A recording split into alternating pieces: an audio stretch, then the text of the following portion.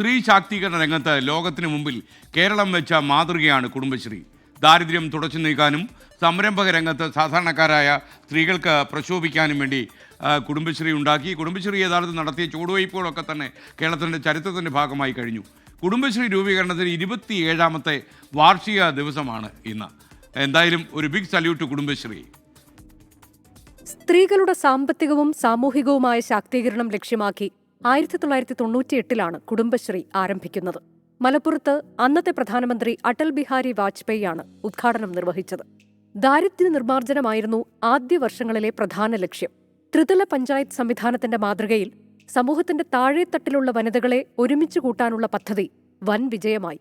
ഓരോ പ്രദേശത്തെയും കുടുംബങ്ങളിൽ നിന്ന് 18 വയസ്സ് പൂർത്തിയായ ഓരോ സ്ത്രീയെ വീതം ഉൾപ്പെടുത്തി പ്രവർത്തിക്കുന്ന 10 മുതൽ 20 വരെ അംഗങ്ങളുള്ള അയൽക്കൂട്ടങ്ങളാണ് കുടുംബശ്രീയുടെ അടിസ്ഥാന ഘടകം.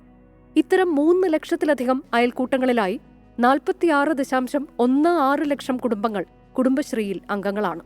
ഇതിനു മുകളിൽ ADS, CDS എന്നീ മേൽഘടകങ്ങളും ഉണ്ട്. കേരളത്തിന്റെ സാമൂഹിക ഘടനയിൽ പ്രത്യക്ഷ മാറ്റങ്ങൾ വരുത്താൻ കുടുംബശ്രീക്ക് കഴിഞ്ഞു. സംരംഭങ്ങൾ ആരംഭിക്കാൻ സഹായം നൽകൽ മുതൽ നിയമസഹായവും കൗൺസിലിംഗും സാംസ്കാരിക പ്രവർത്തനവുമെല്ലാമായി സമൂഹത്തിന്റെ നാനാതുറകളിൽ സജീവമായി ഇടപെടുന്നു കുടുംബശ്രീ. സർക്കാർ പദ്ധതികളുടെ ഗുണം നേരിട്ട് താഴെത്തട്ടിലെത്തിക്കാനുള്ള ശ്രമങ്ങളിലും ഭാഗമാകുന്നു. സ്വയം പര്യാപ്തത കൈവരിച്ച നിരവധി വനിതകളുടെ വിജയകഥകൾ കുടുംബശ്രീക്ക് പറയാനുണ്ട്. ന്യായവിലയ്ക്ക് ഭക്ഷണം നൽകുന്ന ജനകീയ ഹോട്ടലുകൾ കേരളമെമ്പാടും തരംഗമായി.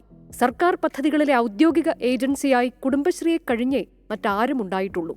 2023 മുതലാണ് മെയ് 17 കുടുംബശ്രീ ദിനമായി ആചരിക്കാൻ സർക്കാർ തീരുമാനിച്ചത്. Research desk 24.